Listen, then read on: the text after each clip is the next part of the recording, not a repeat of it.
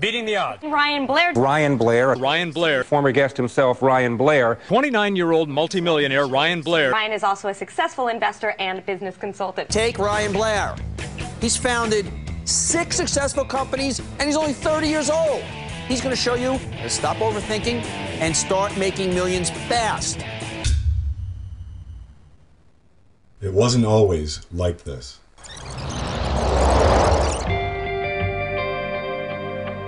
What does the middle class have that the poor kids don't?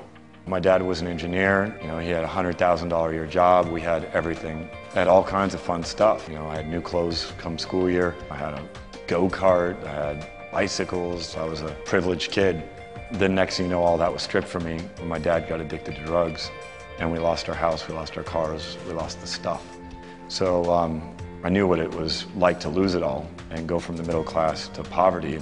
I hated how society treated you, the bigotry, the way people judged you, how different the school was, how different the neighborhood was. I ran with gangs. I mean, the day-to-day was crazy. You know, I drank, I did drugs, I had to shoplift to eat, petty crimes to survive. There was a series of moments where, like, I knew it was all going to come to an end. I would either become a professional criminal, I would go to prison, or I'd get killed. My first encounter with Ryan wasn't very positive. I was a gang investigator at the time. He was a member of a local street gang. He was more of an enforcer. He was a big kid. He was intimidating to other people. My contacts with him were enforcing the law and taking him to jail. I was facing 4 years. I didn't think they'd give me the max 4, but I knew that I was up against something. I'm sitting there, and the DA introduces me, says, Judge Perrin, Ryan Blair may not look like Ventura County's worst criminal, but he is. He's been involved with and he's influenced more crimes than what he stands here being sentenced for. And I knew that I had to go the extra mile to get out of this situation. And the only hope that I had was that I influence him before he cast his sentence. And the only way that I could do that was to write him a letter. And I remember sitting there, writing it, throwing it away, writing it, throwing it away. I put everything I had into this letter. I told him I'm sorry, that I acted out of anger, that I shouldn't have done what I did. He read the letter, and then he said, young man, you should be writing in college, not in prison. They released me, and about 8 hours later, I'm being picked up by my mom with my letters, my journals, everything I'd written in there, and I'm out. And then I remember this overwhelming feeling came over me that I had to call and let my old homies know I was out. I went down the back alley and walked over to a gas station and got in the phone booth and made the telephone call and let them know I was out. And I remember the guy on the other end says, we'll come pick you up. I was right back where I started, except this time, I had dirt, and they celebrated me that night. I did a lot of things that I have to repent for. Stuff that, I'm not comfortable sharing with anyone. I remember being in an abandoned house, kind of up in the middle of nowhere. It was a friendly gang that I knew very well. And I went into the house, and we're all playing cards, and all of a sudden, just like this dark gloom comes over it, and I felt like just this evil force just comes over it. And these guys come in, and they're there to take me out. There was like 20 guys, bats, guns, knives. Everybody had weapons. And the guy says, you graffitied my mom's house. And I was like, I did not. I wouldn't do that, right? You guys know where I live. This other guy comes walking from the back, and he's a guy who'd been to prison. He's a guy who had murdered people. We knew him. And he comes walking from the back, and I could tell he's charging in, and he's gonna just make a show out of this. And he's gonna prove a point.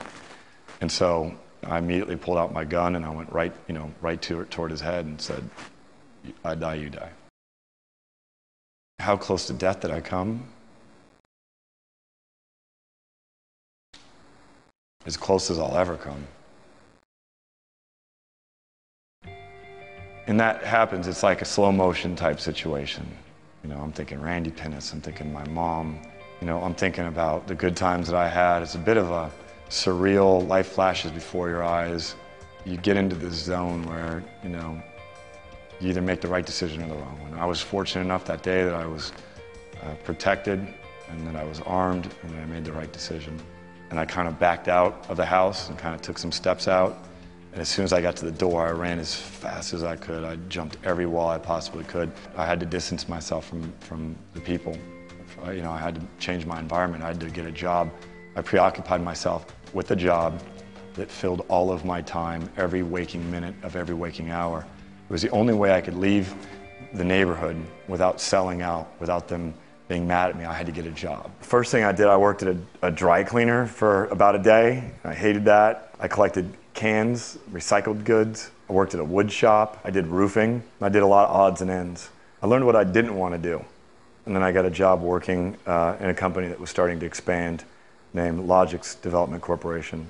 My real intention when I took the job was I wanted to learn computers. All I would do was read every book on the subject. I would study them. I mean, I spent as many hours a day absorbing information about the subject of computers as possible because computers equaled my way out of my environment. The company was growing, so they gave me a promotion to lead technician, and then supervisor, and then manager, and I'd gotten raises with that. I bought a home, I bought a black BMW, I filled my life up with toys, and I got to thinking, here I was back in the middle class at about 20 years old at the time, and I had more assets than my dad ever had, and I was like, who cares?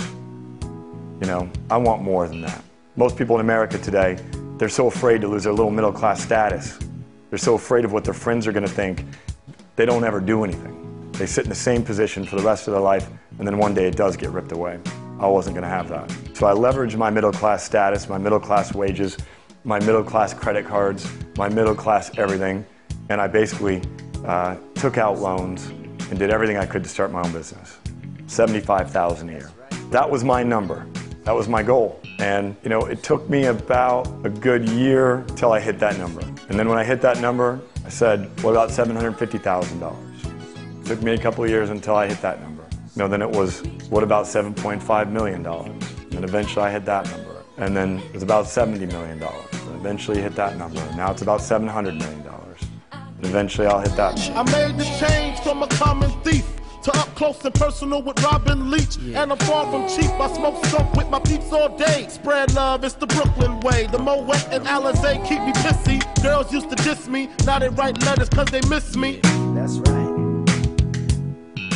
It was actually Benjamin Franklin who said, most men die at 25 and we just don't bury them until they're 70. Martin Luther King is renowned for repeating that quote. You know, you think about that. That is the definition of the middle class. You know, you're young, you don't know what to do, you get a job, same place where your friend works, you don't even love it, it's just good wages, or it's comfortable, or it's easy. Next thing you know, you get a girlfriend, you get married, you get a mortgage, get some kids, and now you're stuck in a death cycle where you're spending the majority of your awake time, the majority of your most valuable asset that you'll ever be gifted with on this planet, you're spending that doing something you hate, showing up to a job that you hate, on a commute that you hate, working with people that you hate. That's the death cycle.